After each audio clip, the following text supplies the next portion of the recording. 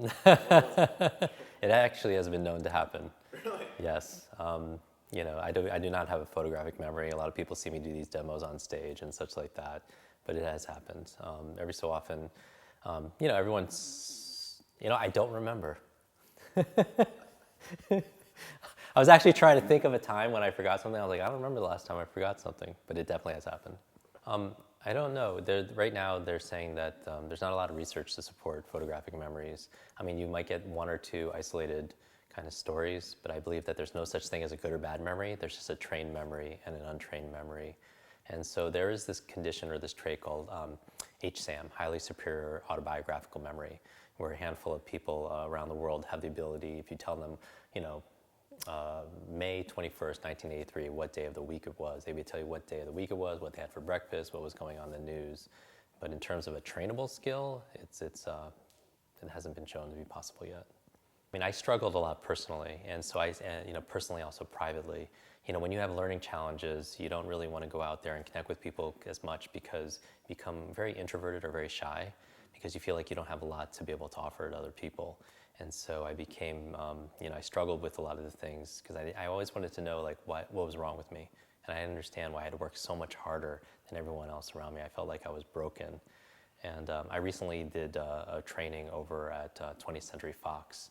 And it was a corporate event for the chairman and his senior staff. And it was one of our best trainings ever. Everyone doubled their reading speed and they had amazing focus and everything. And afterwards, the chairman, as a thank you, took me and invited me to go to Comic-Con, this big conference full of, where I could kind of geek out. And when I got on the plane the next morning, I was there and it was like the entire cast of X-Men. And that, which was so amazing because he didn't know I was really into superheroes, but I was telling him that I grew up with these learning challenges, and my favorite superheroes growing up reading comic books were the X-Men, because the X-Men, they're not like necessarily the strongest, but they were different, and they didn't really fit in, and I felt like I didn't fit in. And so one of the coolest things when I was 7, when I first learned how to read, I was reading the comic books, I found out that the X-Men school was actually in Westchester, New York, which is a suburb of New York City, and that's where I grew up. So every weekend, I actually would ride my bike around my neighborhood trying to find this school because I wanted to run away. That's how much of an outcast I felt in school. I wanted to go to school with the X-Men. And I tell him this story, and he takes me to Comic-Con. We get on the plane, and it's the entire cast of X-Men, of the latest movie. So, they're there with, Hugh Jackman and Patrick Stewart, and I'm sitting between like Halle Berry and Jennifer Lawrence, and I got to spend the entire day geeking out with them at Comic-Con. But on the way back, it was kind of interesting. He said, how was your day? And I was like, this was the best day ever. I mean, it was a dream come true. And he was like, well, I have something else for you. And I was like, no, what can I do for you? That was amazing, because I really wanted to serve. He was like, well, the cast really loved you. You want to go on set? I'm like, what do you mean? He's like, we have another month left of shooting X-Men, and would you like to go to the film set? And I was like, oh my God, I've never been on a film set before. And I was like, well, what can I do for you? It's like, just help them speed read their scripts, memorize their line, help focus. I'm like, oh, I could totally do that. And so the next morning, we're on the X-Jet, and we're going from LA to Montreal, and I got to spend the entire week with them on set. And I got to see, that 7-year-old kid inside of me got to see his superheroes come to life. And I was just, I get goosebumps. I call them truth bumps, just thinking about it. But the coolest part is when I get home, there's a package waiting for me. It's about the size of a plasma TV, and it's wrapped, and I unwrap it. And it's this photograph of me and the entire cast of X-Men. And there's a note in there, and it says, Jim, thank you so much for sharing your superpowers with us. I know you've been looking for your school. Here's your class photo. I love superheroes, and I've had the opportunity to meet a lot of people. So when I got the chance to meet Stan Lee, like the godfather of superheroes, the creator of Spider-Man and X-Men and Avengers and just all of the Fantastic Four, I was just like in awe. And I had the opportunity of introducing Stan Lee and Richard Branson and over dinner. And so when I go to pick up Stan, I'm just there, and we're in LA traffic, so a 10-minute ride ends up taking like an hour, which was the best thing ever. And so I'm talking to Stan, and I'm asking all the questions, right? I ask him who his favorite superhero is, and he tells me Iron Man. And he asks me who my favorite superhero is, and I say it's Spider-Man. And I was like, oh, that's interesting. And he says, when I say Spider-Man, he says, with great power comes great responsibility, right? This phrase we've heard throughout the beginning of time. And And I'm like, that's really interesting, Stan. And then my mind, the way it's organized, I'm very skeptical by nature. I grew up with all these learning challenges, and I don't think things are possible until I can kind of do it in my still, and I just reverse everything. So I was like, that's interesting. With great power comes great responsibility. I was like, the opposite is also true. With great responsibility comes great power. And it made me think about, what I love entrepreneurs, and people who are like stepping up and watching this kind of content is because they're taking responsibility, because they have the ability to respond, and that gives them the power to make changes. I think ultimately, the work that I'm doing with Superhero U, YOU, and Quick Learning is all about transcending, like ending the trance. There's this mass hypnosis that the world, through marketing or through government or what have you, is like that we're limited. That we have these, that we don't have these strengths, that we're not talented enough, that we're all separate and everything else like that.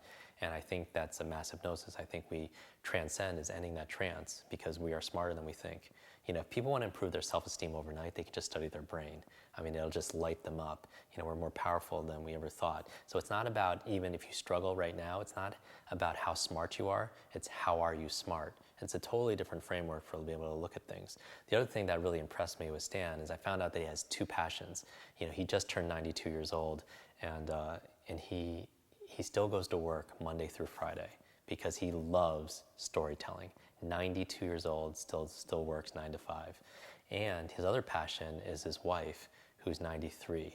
How awesome is that? So Stan is like, he's like the youngest, oldest guy I know. Do you know what I mean? And really, his mind is so sharp, and he's so there, and he's so witty, and he learns so quickly.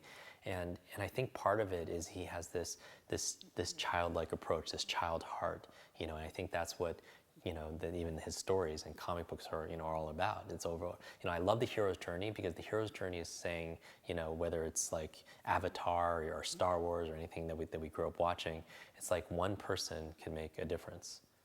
One person, we go through that tunnel, we have these kind of challenges where our faith is tested, our perseverance is tested, our commitment is tested, but on the other side is something better, that through challenge comes change. So anyone who's watching this that's going through that, you can know like that's the path everyone had to go through, and so that's a real superhero for me.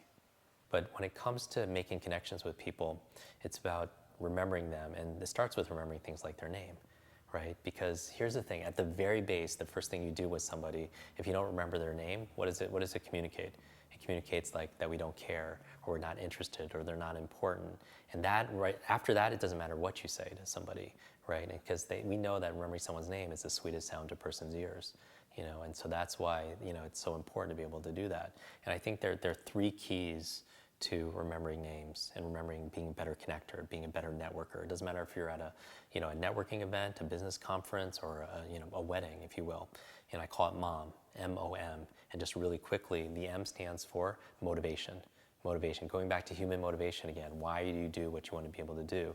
And so motivation is, why do you want to remember the person's name? Because if you can't come up with one reasons, you won't remember the person's name.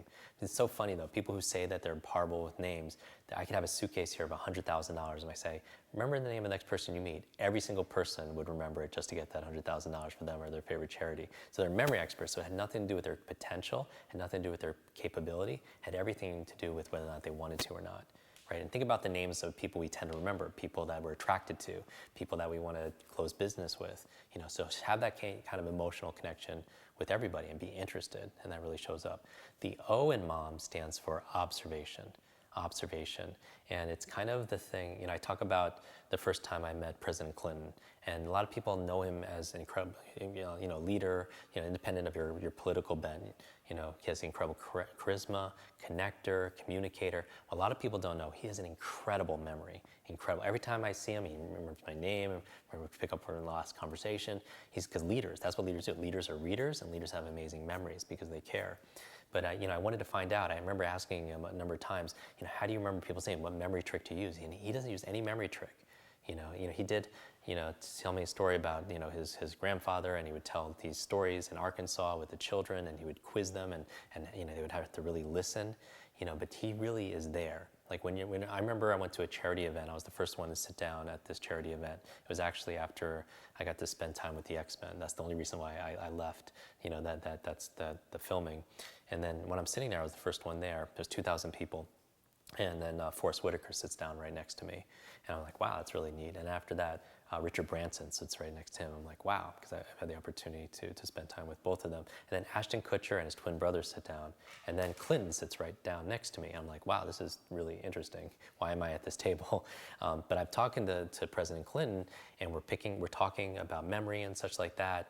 And I noticed something interesting, is that he's this powerful presence that everyone knows that he has. But when you're talking to him, there's a lot more important people in that room, and especially at that table, than I am. But when he's talking to you, he's like laser focused on you.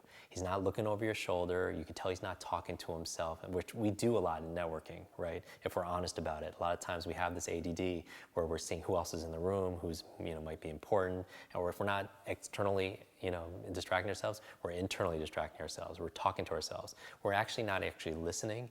We're thinking about how are we going to respond. And that's where our focus is, and we wonder why we're not connecting with people really well. So I think memory is important when you're making new connections and you're networking, but also really being present. Because I think his memory, President Clinton, his powerful presence comes from being powerfully present.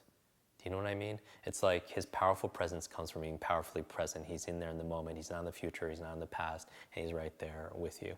And finally, the other M in MOM stands for mechanics. The tools, the tips, the techniques, kind of things we teach. How to learn a foreign language, how to remember names, how to give a speech without notes, how to remember PIN numbers, passcodes, what have you. But if you don't have the motivation to remember something and you don't pay attention, have the observation, the mechanics aren't going to help.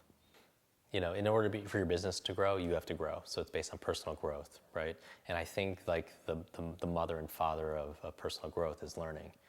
Because the faster you can learn, the faster you can earn. Because the day and age that we live in right now is nobody who's watching this is paid for their brute strength. You're paid for your brain strength, right? It's not muscle power, it's mind power. The challenge is your brain doesn't come with an owner's manual, right? They say we use like 10% of its potential. I think we use all our brain, but in terms of its potential, what my work is about is helping people to light up that other area. And if you're struggling with something, here's the thing, it's not your fault. It's because we were taught this lie that our memory, our intelligence, our ability to learn is fixed, like your shoe size. And that's absolutely not true. We know that, through the latest science, we've discovered more about your brain in the past 15 years than the previous 1,500 years. And we know it's dynamic and that it's alive. Neurogenesis says that your brain can create more brain cells as we grow older. So even if you're in your 20s and you have senior moments, you can actually fix that. Neurogenesis says that neuroplasticity says that you can create new connections, that your brain is like plastic. But the key is making new thoughts and thinking new things. And that's the challenge what a lot of people don't do. That's why I value people who are watching this, because people who are watching, they're like kindred spirits. They're on the path of new learnings, right? Lifelong learnings, because that's the key to success, right? Who wants to go to bed and put their pillow, their head on their pillow, the same way it was when it woke up before that? And so what I'm about doing is putting together these rituals for people, right? So people could come here because they want to read faster and save an hour or two a day on their, by the way, the biggest time waster for people usually is reading. Like in terms of processing information, they say the average person has to read about 4 hours a day just to keep up. Emails and journals, and how many books do people have on their shelf that they haven't read yet? And what I love about reading is if somebody has decades of experience, right, Warren Buffett or whoever, and they put that into a book, decades of trial and error and learnings and lessons, and you can sit down in an afternoon or a couple of days and you can read that book, you can literally download decades into days. That's unbelievable, and then why don't they teach us in school? Because school is a wonderful place to learn what to learn. Math, history, science, Spanish, but there are very few classes on how to learn, right? How to focus, how to concentrate, how to be creative, how to solve problems, how to think for yourself, how to read faster, how to remember. I always thought it should have been like the fourth R, reading, writing, arithmetic, and retention, remembering, recall, because there is no learning without remembering. And Socrates said that. So the big challenges that millennials come to me for is overload and overwhelm. So that's a big one, because the amount of information now is doubling at dizzying speeds. The half-life of information that people gone to school for marketing or business or what have you is like just a few years. So the amount of information is doubling, but how we're learning that information is exactly the same. So that gap creates a lot of stress. So a lot of people come from overwhelm. The other reason why people come to me is because they want that edge. they want that advantage, right? They know that learning is power, and that will give them, if they could read more, if they could absorb more, if they could apply more, that's going to give them more of a focus and more results in terms of execution, really move the needle. My passion is changing the way the world learns. So the project that's going to do that is our two sites, quicklearning.com. We have online speed reading memory programs in students in over 140 countries. People go through that. People who just feel overloaded, overwhelmed, they want that extra edge, it's there as a resource. We also have a media site called Superhero U, YOU. It's all about unleashing your superpowers, and we have the book coming out. So the book is all about, people have been waiting for that for about 2 decades. And so I'm finally going to do the learning book, and so people could find us on one of those sites and they'll be notified when it comes out.